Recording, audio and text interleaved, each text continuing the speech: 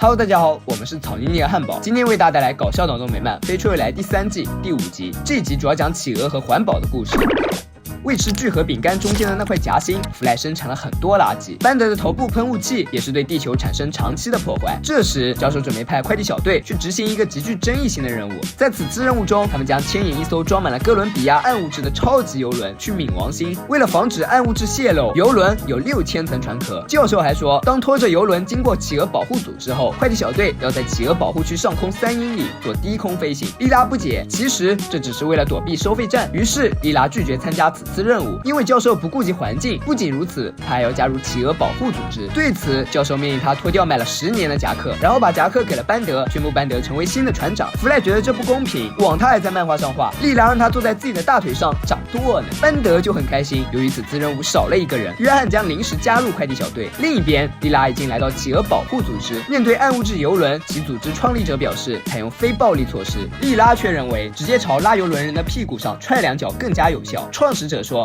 不行，屁股上有活着的生命。与此同时，班德已经用飞船勾住游轮，他还给大副弗莱取了一个新的名字——混混。弗莱本想拒绝，可船长手册上写，第一领导原则必须要服从指挥链，因此他只能被迫接受。接着，班德又要求他跟自己共进晚餐，而创立者的非暴力措施和平之圈则丝毫没有起到作用。原因是太空船能在3维方向移动，所以企鹅保护组织来到了冥王星。创立者决定在这里把游轮拦下。在这之前，他先带莉拉看了看企鹅保护区，只见饲养手用手套玩偶来模拟自然环境饲养企鹅幼崽。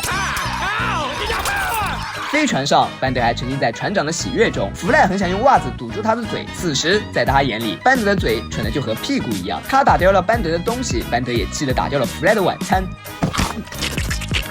弗莱看后表示，看来对于你来说，当船长比做我的朋友更重要。说完愤怒离开，留下独自伤心的班德，让一旁的约翰大饱口福。后来由于班德滴酒不沾，他的精神已经不太正常了，从而导致飞船飞得太低，6000层船壳的游轮被冰山刮破。很快泄漏的暗物质就覆盖了冥王星上的整个企鹅栖息地，就连企鹅保护组织也在劫难逃。对此莉拉非常难过，真正做到了油腔滑调。至于班德，经过检测，在事故发生时，他的酒精浓度只有0.08%，远远低于机器人的法定酒精浓度。好在律师蓝公鸡为他争取到5个小时社区服务的处理办法，也就是为企鹅清理暗物质。做同样工作的还有企鹅保护组织，只不过一个认真，一个不认真。班德实在受不了这种酷刑，趁着2个警察拥抱，他拿出燕尾服穿上，把自己伪装成企鹅，来到了企鹅群中。警察看班德不见了，果真以为班德跑了。傍晚时分，莉拉发现班德消失，把这一消息告诉了正在室内打游戏的弗莱和约翰。虽然弗莱曾和班德意见不合，可他们还是朋友，因此弗莱立刻穿上夹克，打算开着飞船去寻找班德。尽管班德离他只有20码远，约翰也跟着他一起离开。晚上，睡梦中的班德被企鹅带到了水中，鲨鱼撕咬他，见班德不能吃，把他扔到了岸上。但这一扔竟然让班德关机重启，又因为在重启过程中，班德第一眼看到的是企鹅，因而程序将它设定为企鹅模式。从此，班德就和企鹅一起生活，并找了一个企鹅女朋友，学着企鹅玩耍、孵蛋、捕食以及喂小企鹅。他似乎已经完全融入了企鹅的生活，殊不知原来暗物质就是大自然的催生剂。以前企鹅保护区各种企鹅每年只生1个蛋，现在企鹅每15分钟就生6个蛋，而且企鹅蛋12个小时内就孵化了。就连雄性企鹅也开始生蛋。一名男同志听后立刻吓得昏倒在地。照这个繁殖速度，顷刻间企鹅将变得不计其数，用不了多久就会因为耗尽食物而饿死。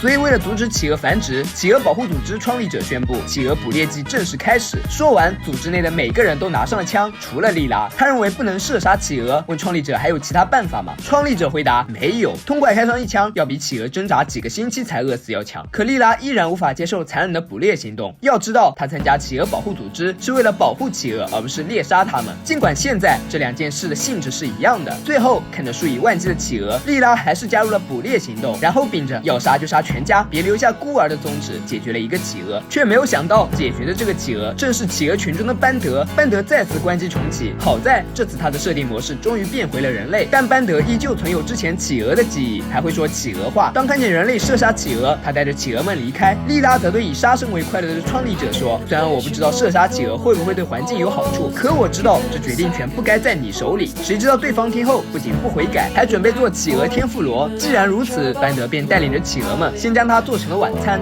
此外，班德还告诉企鹅们，如果不是黑白色，就啄、抓、咬。于是待班德脱掉燕尾服后，为了了躲避企鹅们，班德带着莉拉来到一块浮冰上，可他忘了企鹅会游泳。紧急时刻，弗莱开着飞船出现，一部分企鹅也被鲨鱼吃掉。两人终于回到飞船，虽然莉拉没能帮到那些企鹅，但他相信大自然会自己解决问题，他不可能会把事情弄得比人类还要糟。班德也相信，在他的光辉指导下，企鹅们会好起来。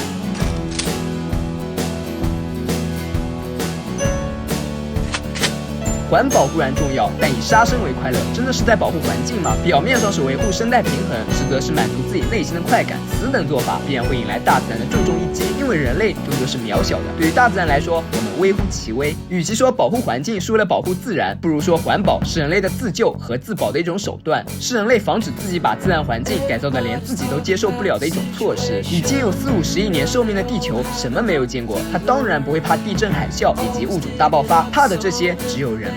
所以环保更多的是在保护人类自己。比如，请千万不要使用一种叫蝙蝠的物种。本期视频就到这里了，喜欢的小伙伴别忘点赞、评论、加关注，咱们下期再见，拜拜。